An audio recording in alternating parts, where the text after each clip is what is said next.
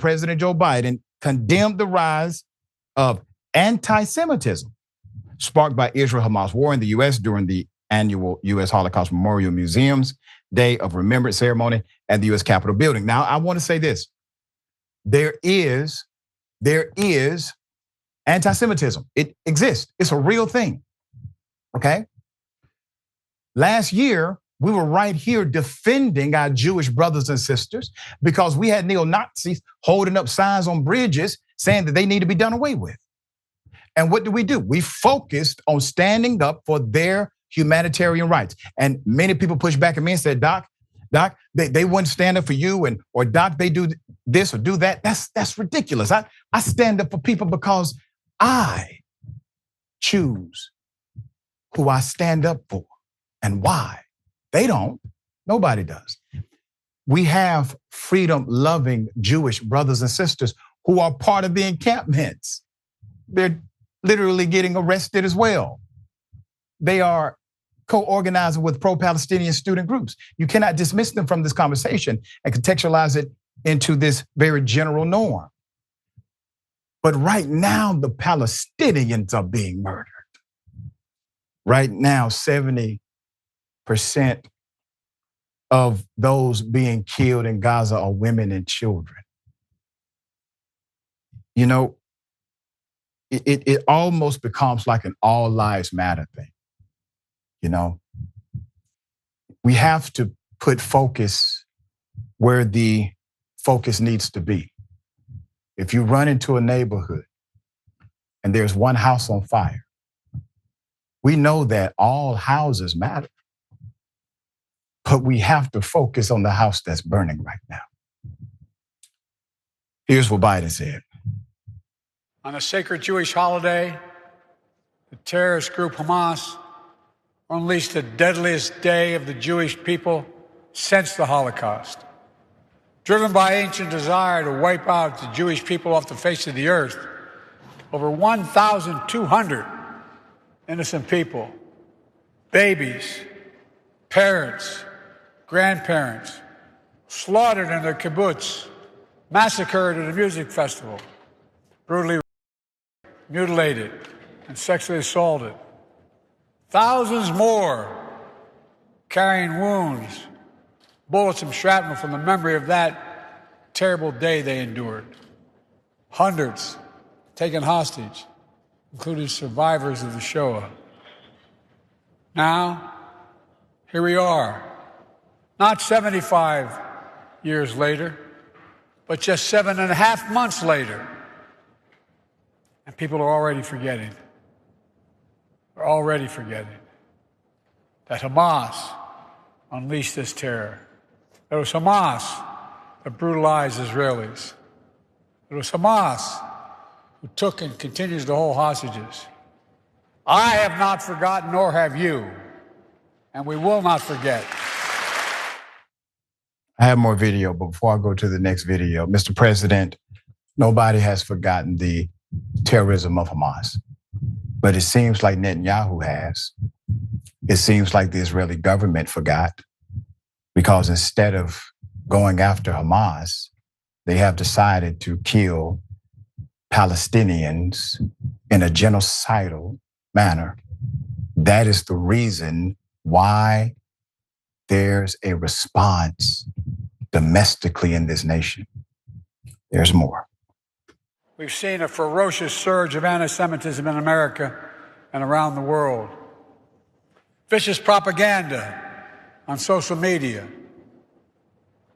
Jews forced to keep their hide, their keepers under baseball hats, tuck their Jewish stars into their shirts. On college campuses, Jewish students blocked, harassed, attacked while walking to class. Anti-Semitism, anti-Semitic posters, slogans calling for the annihilation of Israel. We know scapegoating and demonizing any minority is a threat to every minority and the very foundation of our democracy. I understand people have strong beliefs and deep convictions about the world. In America, we respect and protect the fundamental right to free speech I understand that's America. But there is no place on any campus in America, any place in America, for anti-Semitism or hate speech or threats of violence of any kind. Violent attacks, destroying property, is not peaceful protest. It's against the law. The Jewish community, they want you to know, I see your fear, your hurt, and your pain. Let me reassure you, as your president, you're not alone. You belong. You always have and you always will.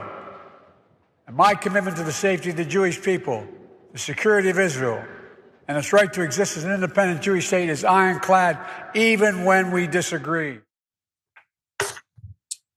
CNN reports in the 7 months since the war began, Islamophobic and anti-Semitic incidents have both significantly increased. I just want to provide some facts. I don't have a problem with Joe Biden making a political speech on a special day for the Jewish people. He's a politician. He's going to do that. I'm providing context and nuance. More U.S. anti-Semitic acts happened when? Last year, when we were all here defending our Jewish brothers and sisters. The spike took place last year, more than in the past 3 years combined. The Anti-Defamation League documented nearly 8,900 anti-Semitic incidents in 2023, including more than 6,500 cases of harassment. These are wrong. These are wrong. These are immoral acts, as well as cases of assault, cases of vandalism. The majority of incidents occurred after the start of the Israel-Hamas war. CNN asked that recent data from the Anti-Defamation League shows that a 140% surge in anti-Semitic incidents in the US from 2022 to 2023, particularly spiking after October 7th. Additionally, an ADL report on anti-Semitic attitudes in America 2024 highlights that younger Americans are allegedly more inclined to endorse anti-Jewish tropes. CNN notes anti-Muslim complaints in the US started falling in 2022, but spiked last year. The Council on American Islamic Relations, CAIR, received more than 8,000 reports of discrimination and hate crime against Muslims and Arabs in 2023, the highest in at least a decade. Note, there's data for 2018 to 2019 is a projected trend. The president used his address to renew his declarations of unwavering support for Israel in his war against Hamas, even as his relationship with Israeli Prime Minister Benjamin Netanyahu has grown increasingly strained over Israel's push to invade southern Gaza, city of Rafah, which would surely worsen the dire humanitarian crisis for Palestinians. The Biden administration is holding up the delivery of some precision bombs to Israel as a warning sign. A U.S. official and 6 people with knowledge of the matter told Politico on Tuesday that the shipment was being delayed, was first reported by Axios last week, but a reason for the holdup was unclear at the time. A senior administration official told the outlet on Tuesday that the shipment consists of 1,800 to 2,000 pound bombs, 1,700 to 500 pound bombs. The quiet pressure campaign comes after months of Biden and his officials warning Israel against launching a full-scale assault on Rafah, Gaza's southernmost city, which has become a refuge for more than 1 million displaced Palestinians. Despite the shipment delayed this week, on Monday, Israeli authorities gave notice to 100,000 civilians to evacuate neighborhoods in the east of Rafah. The senior administration official told Axios that, quote, a final determination on how to proceed with this shipment had not yet been made. You know, it pains me to say this. We all have blood on our hands. By force. Because, you know, those taxes that get taken out of our checks, well, that funds this war. all wars. So we become complicit by force. And I want to have a seat at the table so that we can have a voice in the room. That's what your tax dollar is supposed to give you. A voice, a say-so. All right, just the thoughts here. I am so tired of people calling pro-Palestine protesters anti-Semitic. It is the dumbest thing. It is like dumb semantics. And I don't have any respect for the people who try to make that argument. In this case, that happens to include the President of the United States. He wants to talk about 1,200 Israelis dead on a Jewish holiday, and that's fine. He should talk about it. But he doesn't want to talk about what Israel did to Gaza all through the month of Ramadan. He doesn't want to talk about the tens of thousands of dead Palestinians. And he doesn't want to talk about the ferocious surge of Islamophobia in this country. This is all reminiscent of when the people who opposed the Vietnam War, which was a disaster for everyone involved, and the government at least knew it at the time. This feels like when those people were called communists because they supposedly supported the Vietnamese government when really they just didn't want to go to the other side of the globe and get killed in a pointless war. It's a stretch, it's disingenuous, and they know what they're doing. It's propaganda.